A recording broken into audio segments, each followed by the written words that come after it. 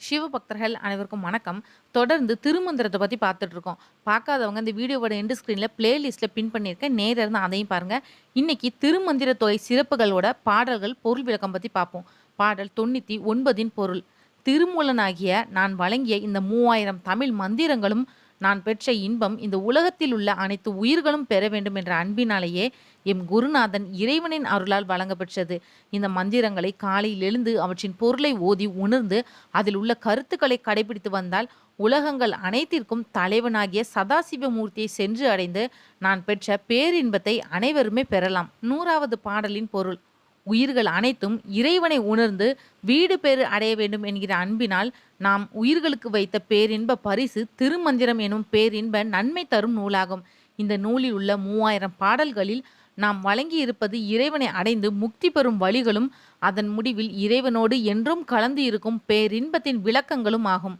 இறைவனின் அருளால் அறிவுபூர்வமாக இயற்றப்பெற்ற இந்த 3000 பாடல்களும் அனைவருக்கும் பொதுவானவையே. இந்த 3000 பாடல்களையும் நமது சிந்தையில் வைத்து அவற்றின் பொருள் உணர்ந்து போற்றி வருபவர்களுக்கு அனைத்து விதமான சிறப்புகளையும் கொடுக்கும் இந்த திருமந்திர பாடல்கள். திருமந்திர தொகை சிறப்பு பாடல்கள் பொருள் விளக்கம் முடிஞ்சது. அடுத்ததா குருமட வரலாறு பாடல்களோட பொருள் விளக்கம் பத்தி பார்ப்போம்.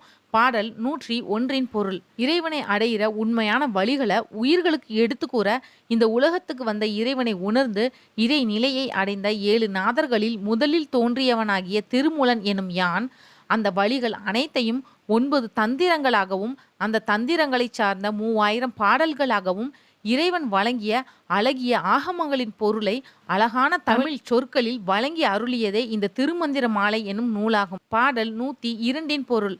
திருவருளும் குருவருளும் கலந்து அருளும் காலங்கர் அதாவது காலங்கிநாதர் அனைவரையும் தம்பால் ஈர்க்க வல்ல அகோரர் நன்மைகளை தரும் திருமாளிகை தேவர் அனைத்திற்கும் தலைவனான இறைவனை போற்றும் நாதாந்தர் புலன்களை வென்ற பரமானந்தர் மற்றும் போக தேவர் அதாவது போகர் இறைவனை அடையும் வழிகளை வழங்கி மண்ணுலக உயிர்களை திகழச் செய்த திருமூலர் ஆகிய நாங்கள் 7 பேரும் இறைவனின் அருளால் என்றும் இரவா சூட்சும நிலை பெற்றவர்கள். இதோட குருமட வரலாறு பாடல்களோட பொருள் விளக்கம் முடிஞ்சுது.